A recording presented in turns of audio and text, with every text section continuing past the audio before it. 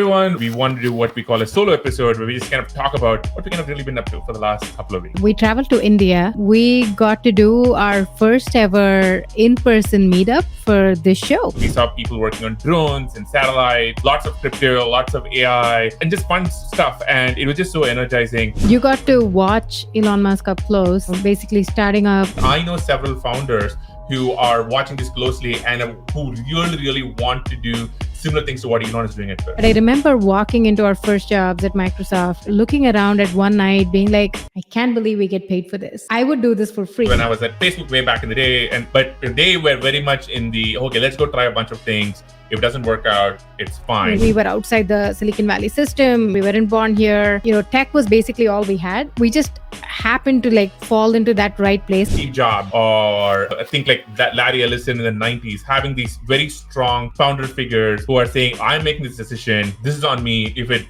goes well, great. If it doesn't, it's also on me. It's worth it for you to ask yourselves every week, what have you gotten done this week? What have we gotten done this week? Hello, everyone. Welcome to another exciting episode. It's been a couple of weeks, but since we've done this, but with very, very good reason. Yeah, we were traveling. And lots of stuff has happened. Lots of things have happened in the last few weeks, but we're going to get right into it. But if this is the first time you're joining us, I'm Sriram. And I'm Aarthi. And what we like to do every single week, or sometimes after a couple of weeks of travel, is to get into how anybody really can go make it from, quote unquote, the outside to the inside. And whatever that means, whether it means making the world of technology, being a creator, whatever that means for you. And we like to talk to interesting people who have done such things. But this week, we wanted to do something different, which is we wanted to do what we call a solo episode where we just kind of talk about what we kind of really been up to for the last couple of weeks. So what did we do the last couple of weeks? We traveled to India, mostly family trip. Our folks live there. And so this is our chance once a year to go back home. Chennai is where we grew up. So we went to visit our folks there. But in addition to, all the family stuff and eating some really good food, we got to do our first ever in-person meetup for this show. And that was, we had, to be very honest, we had low expectations because we kind of thought, okay. We did it at the last minute. Last minute just came together. We also thought it's going to be low key. Chennai, in that time, I think still now, it's rainy. I think they had an orange alert or a red alert for tropical thunderstorm, which is, seasonal thing. And so we kind of expected not a lot of people to show up. And we thought, low-key, just few folks who've been listening to the podcast, they can all come in and hang out. But how did it actually turn out to be? And who was responsible for all of this? It was amazing. And we owe a big shout out to Kris, who... Kris Bot. There will be a link in the, in whichever service you're watching this, there'll be a link to all of his social media. But Kris, the story of Kris and us is kind of interesting. So, he is, I think, an engineer who works at Freshworks in Chennai. But about a year ago or so, he sent me a cold email, and it was a very specifically well-crafted cold email meant for me. And it got me hooked and engaged. And over the last year or so, we DM, we chat a lot. And we kind of always been talking about hey, we should actually meet up in person when we're all in visiting Chennai. He's from the same city we are from and lives over there. And since, and the last minute when we wanted to do this, we pinged him. We said, hey, can you help put something together? And he did. So and it went amazingly well. We're going to get right into it. But, Kris, thank you so much. And if you folks don't follow him, go follow him. Him and the folks at Freshworks just did an amazing. Yeah, I mean, he had his whole crew of people who helped organize the whole thing. And this is everything from they basically converted the cafeteria into this whole stage. They had a slide deck when we showed up, and they had really prepared questions. They had these printouts of questions that they'd gotten from the audience and curated the whole list. They put in some serious effort. Yeah, so, and they had no reason to, right? We paid them no money. There is nothing that we do with them. So they just kind of bring out the kindness of their hearts. So huge shout out. Thank you. I'm not exactly sure if people can support Freshworks, but if you can, go support them, go follow them on social media. And also, if you made it to the event, thank you so much for just braving the rains and just being there. I know we sent out a form, we asked you to fill it out, and people came in. We found out that people flew in from other states, from New Delhi, from Bangalore, from just all over the place, and just so grateful. It's kind of incredible to see the energy and the excitement, and we want to do more of these in-person events, right? Because I think it's one thing for us to sit in this room and do this podcast together. It's another to actually see all the people who've watched our episodes, watched our content, who kind of know us, and hang out with them in one place. For us, it was just really powerful. It was, yeah. I'll say, Aarthi and I, we do this, and we often just don't know how many people are watching, listening on the other side. You don't have a sense, is it resonating? Or do people like it? And this was just amazing for us, because putting out a tweet, and for folks who are not from Chennai, or it rains a lot, and it was raining a lot that day. The schools were off, and people showed up. It was amazing. So actually, I'm going to pull up some. I think there's some fun videos from the event, and this was thanks to Aarthi's sister, who was there, who was playing amateur videographer for us. Yeah, sister's husband Ashwin, Priyanka and Ashwin. Thank you. So this video, is basically us walking in. And what do you actually remember when this happened? I think, we were waiting outside to be, they basically said they'll call our names, and then we just show up on stage, and we're like, well, okay. And then you walk in, and there is this whole auditorium full of people. It's packed, right? And there is this slideshow behind us, and there are these they felt like a very professional setup. And there were people. I was just so shocked to see all these people who just, made it. And I know we say this over and over again so far, but just amazing to see all this energy and all this momentum, and just people cheering. There was this whole WWE soundtrack. I think Kris really understood what excites you, and kind of got the soundtrack on stage. Yeah, Kris put on a show. He's a performer. Yeah, I mean, I'm sure he's doing fantastically well at Freshworks, but he understood how to put on a show. And just the audience reaction was amazing. And Aarthi, for me, we did a whole Q&A. We spoke about kind of life, career. Yeah, we spoke about our journey. Everything from what got us into the tech career, working at Microsoft, moving to the US, starting companies, you joining, going from an operator to VC. And I think some of the lines that we said, we got a lot of people on Twitter reaching out to us later on, people building in India, people being founders. We asked, show of hands. We just asked what the audience mix-up was like. And a big chunk of them were founders. A lot of them are students, really, really young. So we got a lot of questions around, what they're studying, how to have a career like us. I think one of my favorite moments from the whole event was one, just talking to everybody afterwards, which was amazing. Yeah. But before that, I think I remember being in events like this, and not so long ago, maybe 10 years ago or so. And I would sit there, in India or Seattle or wherever, and you would get somebody from Silicon Valley or VC or a founder show up and do a talk. Yeah. And they felt so far away, metaphorically, if not physically. Yeah. And but the truth is, and I was kind of hoping to convey this in our session there, they are not far away. Anybody in the audience, just given the power of the internet, power of technology, power of Twitter, social media, YouTube, this one step away, right? From having a company, from building an online presence, from making it in some shape or form. And one of the things I like to look at is when we do one of these, what kind of messages and comments we get back. And that bit there seemed to resonate a lot. It seems to resonate a lot. I also think for me, it was really great to see Chennai, we're biased towards Chennai because that's where we grew up. But when we were growing up, there was not much of a startup scene. Being a founder, being an entrepreneur was not considered really cool. And now when we went back and we asked people, there's so many people who are founders. And that was very exciting. And, a lot of people emailed afterwards, either they're in the middle of fundraising or building really profitable companies, crypto companies, just so much activity and momentum.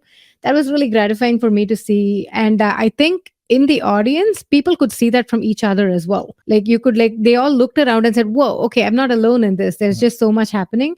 And again, like one of the common things that we saw later was people tweeting and being like, why don't we do more meetups like this in Chennai? Yeah. Because we got to hang out with other founders like us and other people like us. And it was just validating for them to be there, I think. Yeah, I think one time we might have said this, which is, it's fun and, really amazing that these people came out and, to see us. But we're going to fly away. We are there maybe once or twice a year. But the really interesting thing is the connections happening, right? Like, people meeting each other, maybe finding ways to work together, join each other's companies, work on a project, whatever it may be. Like, those are really powerful, because I remember being in all these open source meetups or Microsoft meetups back in the day when we were in college, and that's kind of formed base of so many friendships and relationships that continue on today. So that was amazing. That was good. How was the post event?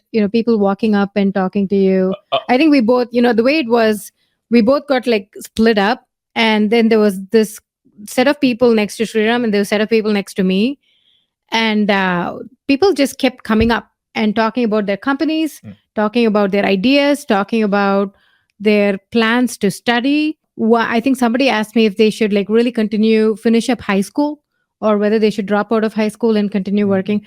I think one person, I don't know if you followed up on this, wanted you to send a video to their parents. I did not follow up on this, but I should. To convince them that crypto was legit. Yeah, and that this person could work on it. So this person, send me a DM. I will send you a personalized cameo. It's kind of like a cameo. You said that like 3 weeks ago. I did. So okay, whoever you are, send me a note, and send me the name of your parents, and I will send a personalized video. Encouraging that I think there's a guy, right? Like encouraging their son to actually go work at this. Yes, exactly. So that was great. I think it was just great. It was awesome to just meet people and just have the sense of these are our people. I think when you say our people, nerds. Yes, exactly. I mean, it's, for us, the reason why we do this show, we've always thought of ourselves as outsiders.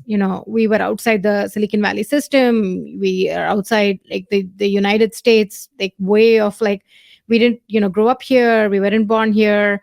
Tech was basically all we had. And we just happened to like fall into that right place and find the thing that we were interested in and we're also really good at. And that kind of paved the way for us to become insiders here. And so I think after all these years, this is our way. This show and what we do is our way of giving back and trying to tell people that you can do that too. And whatever that means to you as being an outsider to becoming an insider. And for us, this was a physical manifestation of that, because these were our friendly neighborhood nerds. Yeah. Who are all coming together in one place. Actually, also much deeper purpose for me, which is sometimes you need to go back to the source. In all these superhero movies, there's kind of a thing which usually happens in superhero movies where the superhero kind of loses his or her powers, and they need to go back to the origin and go rediscover the thing that made them work in the first place. Right? And for us, it is this scene: nerds, sweaty. Not well dressed, just hanging out, working on esoteric, weird projects. And this was our childhood. This was our upbringing, really. And that was a source. Like that is the origin story. That is the the Krypton blowing up. That is for everything that that has happened since. And every once in a while, I think it really helps, definitely me mentally, to go back and reconnect with that energy. It's like the Green Lantern, right? Need to go recharge. Batman going back to his I don't know, the cave, or the Green Lantern, like charges from the lantern, and trust me, it trope exists in every superhero movie. But it kind of going back, connecting there, it kind of reminds you how we got into all of this. Every single person there, we don't know any of them because they're all like 20 years younger than us, but we knew their predecessors, right? Our friends were exactly people like them, and I think it's in our own way. I think it's our way to like fight cynicism in some way. I think as we get older, people, generally there is a lot of cynicism, both online and just like people we meet. Oh, that can't be done, or oh, if only you knew, or all the difficulties, all the hardships, and you kind of have to like look past all of that, and you kind of, I think Mark Andreessen says this a lot. It's about like what can you build, what can you get done, and focusing more on the constructive side of things. And I think this helps us just recharge and think about what people are building. It's just so much fun, and sometimes I feel bad because we can't I can't actually always help them or have very good advice. Like somebody would ask me, hey, I'm working on Project X company Y, what should I do? And that's just really hard in a 30-second conversation. But it's just so energizing, right? Like, for example, we saw people working on drones and satellites and lots of crypto, lots of AI, just fun stuff. And it was just so energizing. Yeah. So anyway, so I think we're going to do a lot more of these. Yeah, I think we would love to do one in the Bay Area at some point. We want to see if we can do these in other cities too. We travel to other places, so we want to see if we can start hosting these, because I think more than us connecting with the audience, I think there is something powerful about the audience connecting with each other and knowing that they are not in this on their own. And I think for us, 10, 15 years ago, that was gratifying when we looked around and we were like, oh, wait, like we're not the weird ones. There are other weird people like us. And so I think it just helps to have these meetups, these in-person. Now that COVID is officially over, I guess it is. That's going to be the end of the ranking for this episode. That's true. That's true. We also, I think, want to do this internationally. So we might be, I think we're trying to figure out whether we can do this in the Middle East early next year, definitely in the Bay Area, definitely in the US. Yeah. And we could go back to India pretty frequently. Yeah. So, I mean, if you attended the one in Chennai, leave us a comment. Tell us what you thought about it, whether you liked it, if there's things that we could do better. If you would like, for us to do these in the city that you are in, leave us a comment too. We would love to figure out how to make it happen. And obviously, we're going to need help because we live in San Francisco, other cities. We're not as plugged in. So, would love to see how we can make it all happen. But leave us a comment. Tell us what you think about in-person meetups. And what you would like out of those if we do those in the city that you are in. Love it. All right. What else happened over the last few weeks? Let me. All right, let's do this. All right, this guy happened, and everything around. Well, not this guy. What? That was not the screen I thought you were going to put up, but okay. Well, I don't know what you had in mind. Okay, back to basics. What happened? Well, all things Elon and Twitter happened, and Blake Johnson. But it was the last. It was the few weeks of Elon taking over of Twitter, and it feels like there's been like a news story every single day connect to that. But I was involved in the first couple of weeks or so, just around, especially the first few days. And it's just kind of just a remarkable thing. Twitter is a company that I care a lot about. It's not just because I've worked there for a few years. I do think that. I'm going to ask a question other people are thinking. Are you the new Twitter CEO? Absolutely not. Right? This was actually in the airport in Chennai, which is like, no, absolutely not.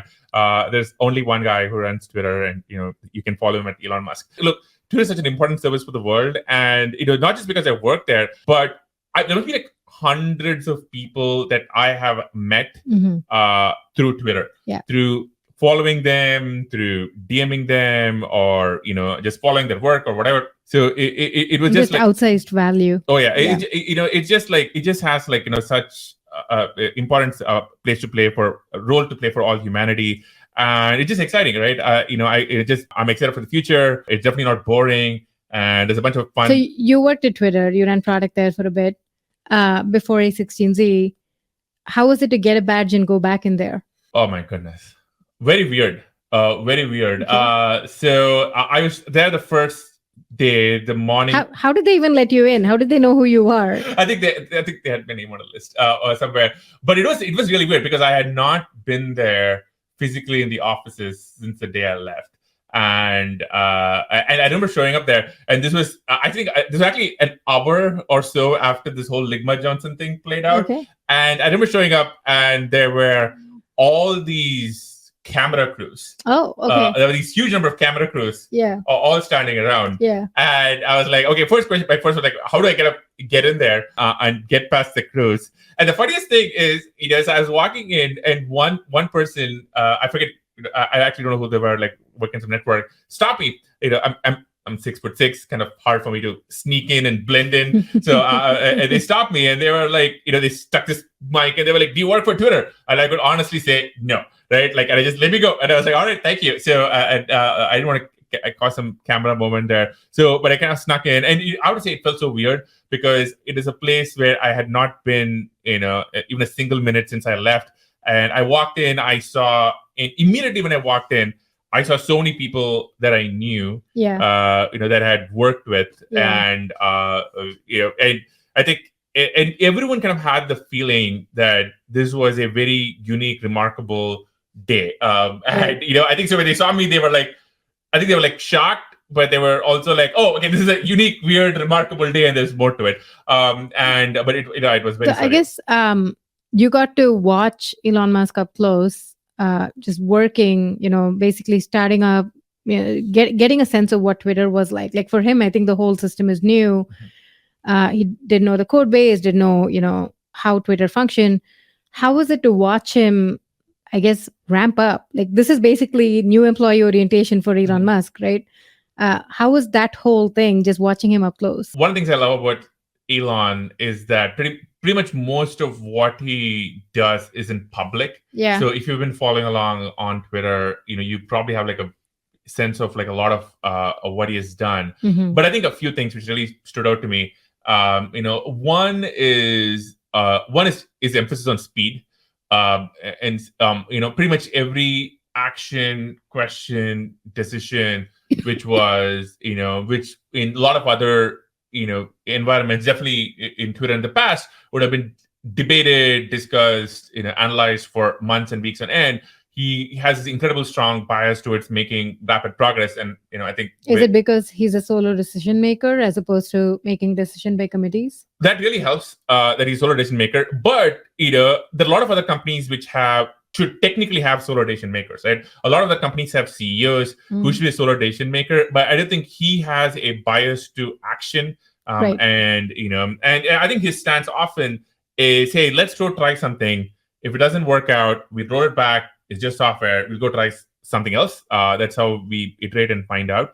And a lot of other companies could do that, and they do. For example, when I was at Facebook way back in the day, and Facebook might have changed way back a little bit now. It's been over 10 years, I think. But they were very much in the, okay, let's go try a bunch of things. If it doesn't work out, it's fine. So that was one. But there's going to be a strong bias towards action. I think the very liberating thing for me was seeing him go, okay, I'm making the decision and I'm ultimately accountable. I think there's a few things which the technology industry has drifted away from over the last decade or so. And in some ways, I think the last few weeks on Twitter have been kind of a reminder of how technology used to work. The first one is having a solo, strong leadership presence who takes accountability, for all the decisions, however they may turn out.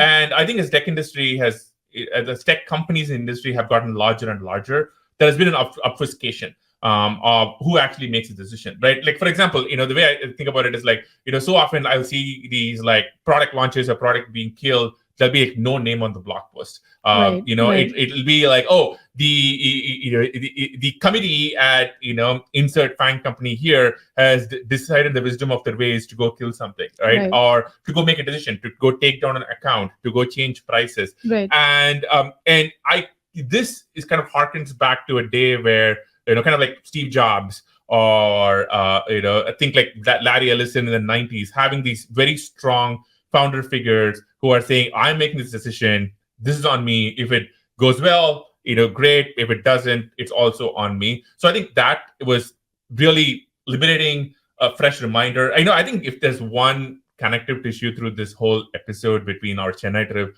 and what I've been seeing at Twitter, it is kind of a reminder of how technology used to work and how technology companies used to work and how they actually originally became successful at least in the 2000s, late 90s, 2000s era. Okay. So that's one with Elon. I think the other thing which really struck me about Elon is his incredible bias towards simplicity and first principles. Where very often I think you get locked up in these layers of abstraction about part technological, part people driven, and I think anybody who works in the technology industry, you'd have been in a meeting where you're so far removed from what a customer is seeing or what the basics are that you're like, what are we even talking about anymore? And pretty much every discussion I saw with Elon was very much about the basics, right? Which is very much about what is the simplest possible thing. And if there's the simplest possible what could be like an example? Well, like for example, there was this big debate at one time, or in any company, there could have been a big debate about what the pricing for, say, the verification badge should be. I mean, that was controversial. Well, yes, but you can imagine, like, some company would hire a high price consultant. They would do months and months of studies, etc. But the way I think Elon approached it, and trust me, if you've been following his tweets, you've been following the story. He basically picked a price point, and I think his approach is, it's a great start. If it doesn't work, we'll try and change it, right? If it works, amazing, right? And I think kind of that goes to pretty much every other decision as well. And it's just very liberating to go, okay, we don't want to sit in committees and meetings and go watch decks of research for months and months and end. Let's go try something. Let's go throw this out in the world, see how the world reacts, and then learn from it. So I think his bias towards speed, simplicity, and taking just kind of clear, crisp ownership was really interesting. The third part, and I think, I think this has been controversial, but I think I've had so many people talk to us about how inspired they were, which is, it kind of is a throwback to when everyone at tech company really loved what they were doing. Yeah. When we were teenagers, or when we were young, not teenagers, in Microsoft, we would spend like late nights there writing code. We had all these like strong social relationships from where we just kind of hang out at 11 p.m., 1 a.m. I think we would like try and get the last shuttle out back home. Like, these tech companies, they had shuttles back home. And so last shuttle was like 3 a.m. or something. And sometimes if you miss that, you kind of have to stay back at the office, and you can kind of stay for a couple of nights. I think one time we got kicked out because a janitor was like, we really need to clean your cubicle, so get out of here.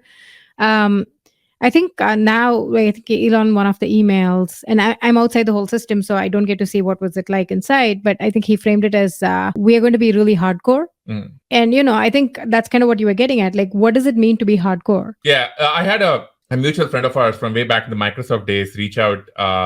This person wants to work at Twitter, and we're having this whole conversation. And and he pointed out that when back at Microsoft in the early 2000s, right, when he would work late hours and just go really push and just write great code, he used to get negative performance review feedback all the time. And this guy was genuinely, when we worked with him, one of the best developers we knew. And when he saw, all of the kind of Elon's principles on how he wants to work, it felt like, okay, I'm thankfully now there is somebody, or there is a company, or there is a culture where that way of working holds true. Now, to be clear, like, this doesn't mean that, for us, right, like when we were there at Microsoft, nobody asked us to, nobody demanded that we stay late nights, we had, fun, we would travel, but we just really enjoyed building things, and we really enjoyed building software and the technology part of it. And so it wasn't really work; it was just so much fun. It felt like I can honestly say this because I remember that feeling, and sometimes it bums me that we don't have that feeling much anymore. But I remember walking into our first jobs at Microsoft and looking around, and I think I think you were like looking at the Windows code base or something. And I remember looking around at one night being like, I can't believe we get paid for this. Like, I would do this for free. This feels like an absolute privilege to be able to be here, learn from these people. Like, everybody there were like orders of magnitude smarter than us, just willing to help us out. We're super young, brash little kids straight out of college. And it just felt so good to be in this place where I could not believe that we were getting paid to do this, to build software.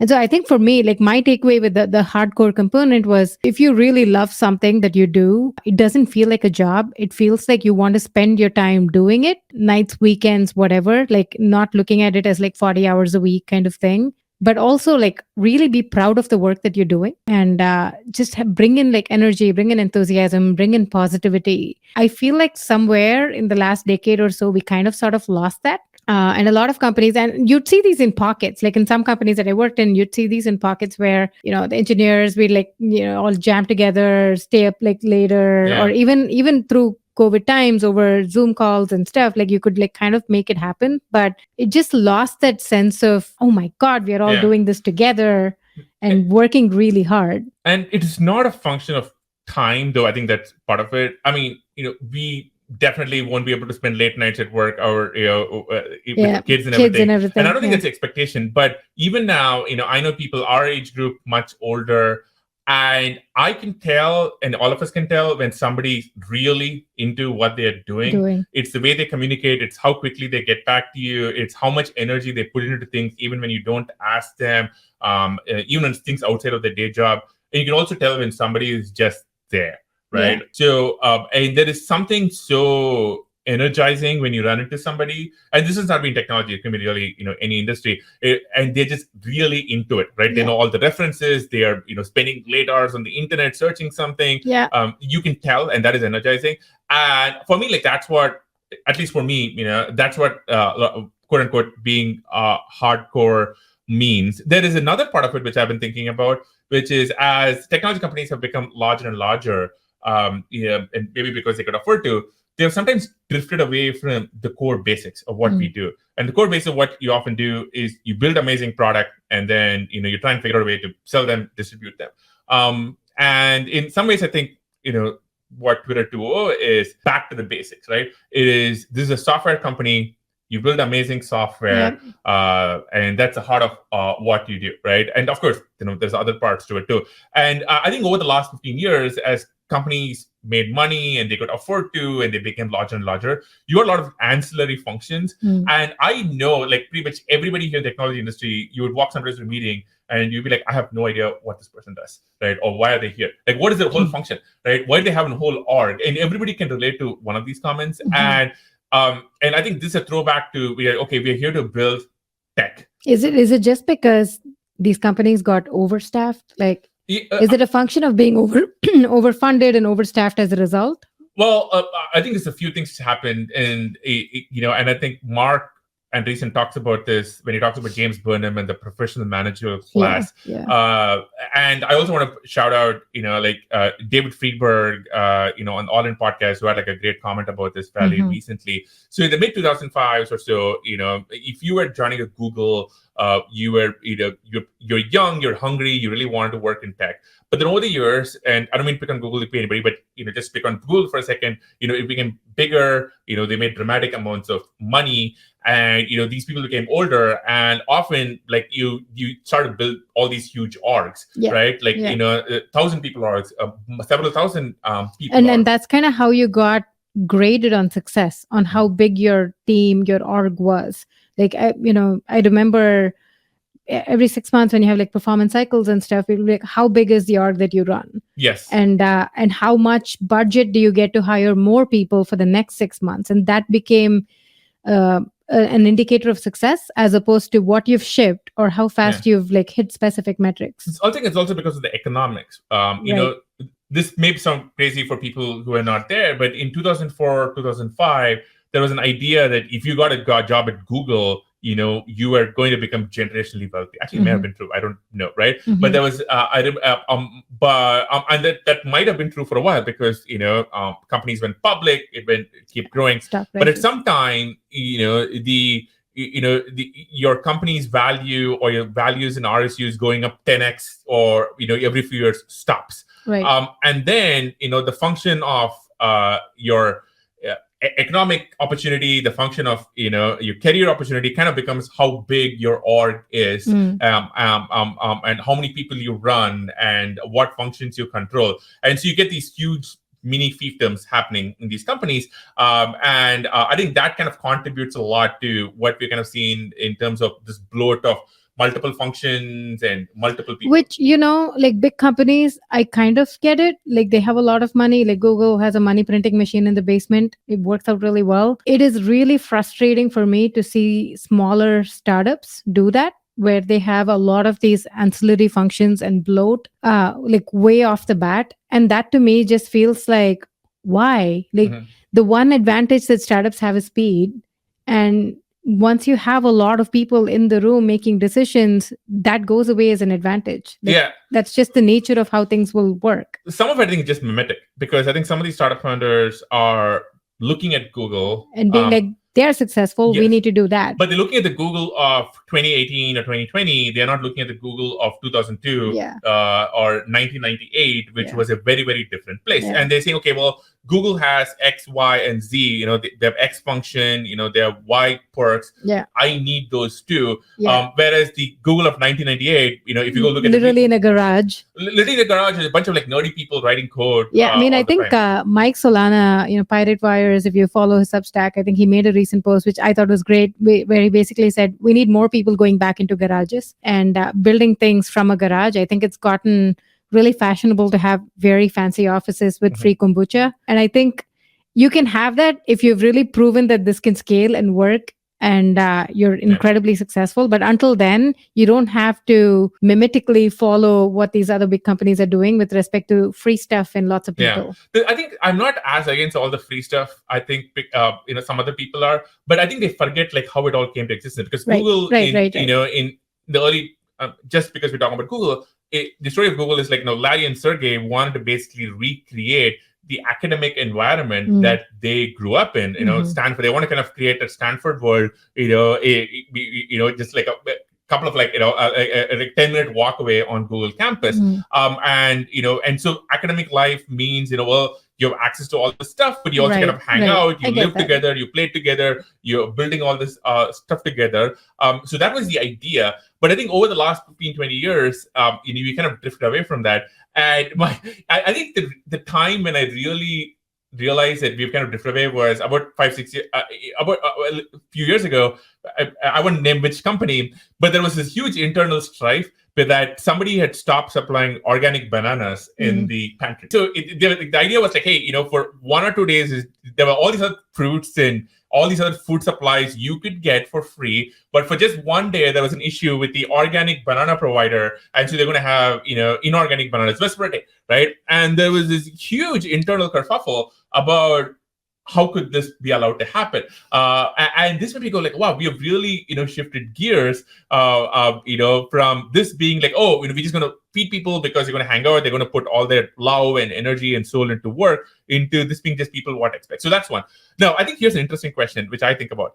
I think what's happening with Twitter and I just love that you said inorganic bananas with like no sense of irony. I don't know, like bananas are not inorganic. But what are the opposite of not organic? Yeah. What are inorganic bananas? Are they like made in like I don't know a replicator?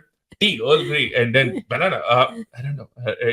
We will figure out what an inorganic banana is, and will there be a link in the comments? No, there won't be. You keep saying that. I'm the one who actually puts all those links in there. Now I have to go through the episode and find these like links to inorganic bananas. Yeah. See below. There'll be nothing, but see below. So I think one interesting question is what I think is happening at Twitter, quote unquote hardcore Twitter 2.0, is a harbinger of what I think a lot of tech industry is going to go through.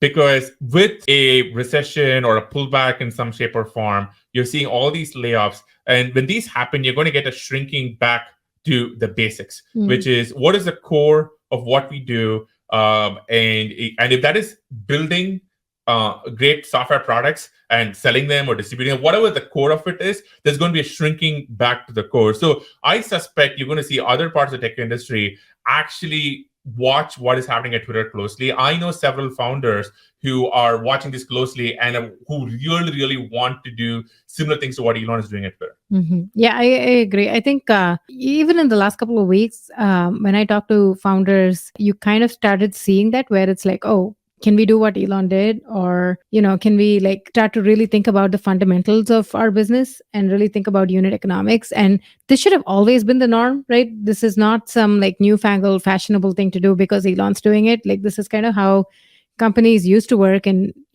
how companies found success, focusing on the basics, focusing on the math behind what makes a company work. And it's kind of nice. I'll take it. It's refreshing to see these companies kind of pivot back or reverse back to the mean and kind of figure out ways in which they should scale and grow and find customers and, build things for these users who've been asking for it, as opposed to using the budget, using the funding to go hire a lot of people and pretend that you're in a really big, successful business. And when we say basics, I think it doesn't have to be technology. For example, if there is a company, I'm making it up, let's say Nike, the heart of what they do probably isn't technology. A lot of what they do is marketing. And of course, they build amazing products. It has to be at the heart of whatever it is that your company is doing, right? Yeah. And one question which I think comes up sometimes is, how do I, as an individual working in Silicon Valley or technology, how do I position myself if there's a multi-year recession? And my thought would be, find a way to get close to the business equation of whatever your company does or Right. whatever your industry does. Right. And that could be building software, that could be selling stuff. But the closer you are to the actual thing, you're probably going to be better positioned. Right. The further away you are and the more intangible the value you're adding, the more pressure you're going to come on when push comes to shove and somebody has to cut costs or somebody has to go take a hard look. And that could mean anything. That could mean building product, that could mean marketing, that could mean sales. It usually has to do something with creating the thing that the company sells and how it actually gets distributed. That's probably going to be at the heart of it. Yep. I think those are safer the closer you are to that core. And the more you are on the periphery or the concentric circles that extend outside, probably the more at risk you're going to be. Yeah, I think that's great advice. I also think that's the same kind of treatment I would apply for finding companies too. You need to be able to really simply articulate how this company functions, what's the plan to make money, if not now, in the future. I think a lot of people have just become it's become cool to not ask that. Monetization's become a bad word. I know you and I differ on this a lot, where I think for me, it's really about thinking about the fundamentals of the business and really understanding it. And if you are an individual, if you're a student who's just graduated, it's okay to ask very basic questions on how do you make money, or what does this company do, and really trying to understand that, because we've now come to this era of software companies or general companies and overall that just like say the things that make other people feel good about themselves. And you don't have to do that. You have to be really, really cutthroat about like, what do you build? What do you sell? How do you sell it? Who are your customers? How do you scale this? And ask these very, very basic questions. And I think I'm kind of excited about getting back to that state of normalcy. Mm-hmm. And I think you're going to see a lot more companies. I saw a few companies, I think this batch of YC, when they applied, just very simply articulate what they do and build and stuff. And I think that I'm just really excited for that. Yeah. If you're a student just graduating, what would you do? It really depends on so many factors. Is this a good time to start a company? I think any time is always a good time to start a company. If you empirically, one way to look at this is like what has happened historically. If you look at it empirically, some of the great tech companies have come through really, really tough times. The early 2000s had a set of great companies who survived and made it through. Mm-hmm. But also, if you look at 2008, 2009, Mm-hmm.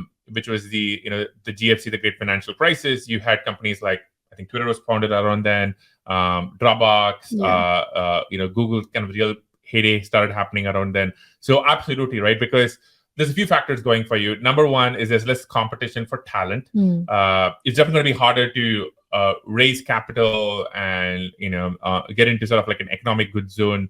But maybe that constraint is a good thing. It could very much be a good thing, because I think it's maybe going to force you to really take a hard look at your business equation. What you're building, do people want it? How is it going to get distributed? All the good stuff.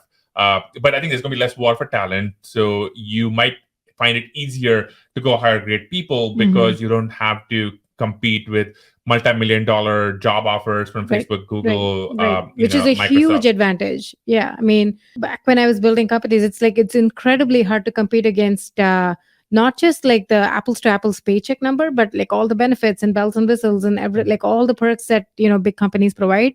As a startup, it's just incredibly hard for you to go match that. So this might be just a good time to like get some of that incredible talent. Yeah. So go scout that GitHub. Go ask your friend for who the best engineer they know is and they know are, and go get them. So I think that's a huge advantage.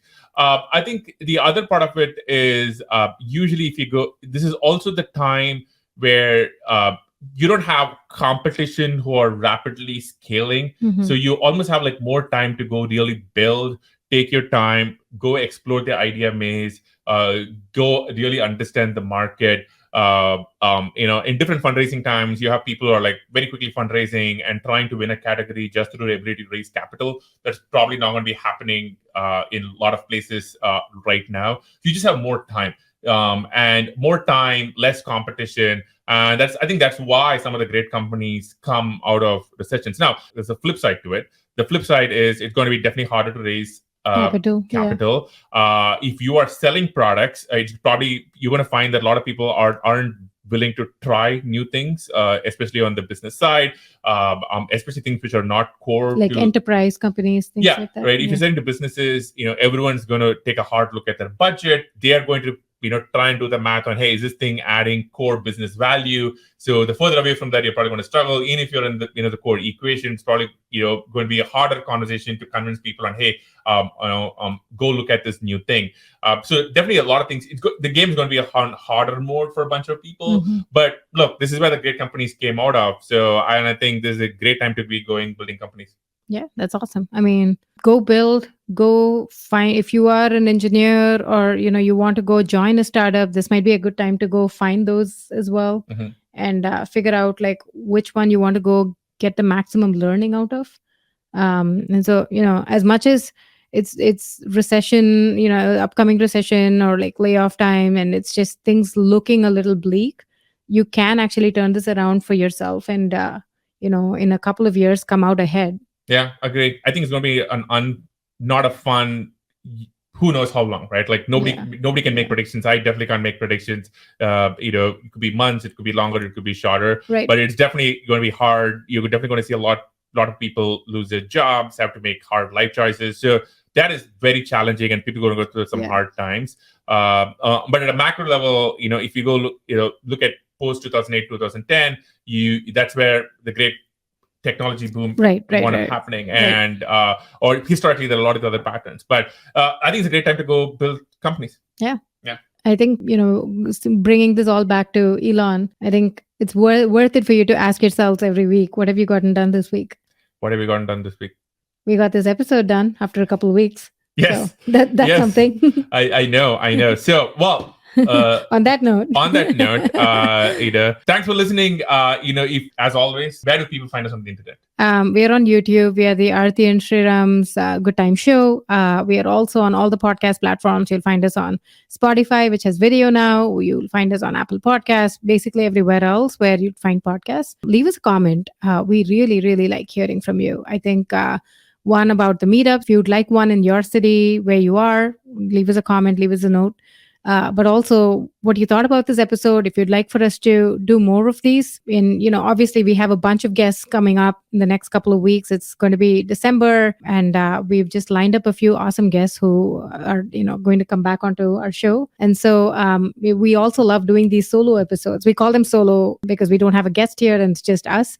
So if you like this kind of format, and if you'd like us to cover specific topics, leave us a note as well. We just like hearing from you. There we go. Well, thanks. Until next time.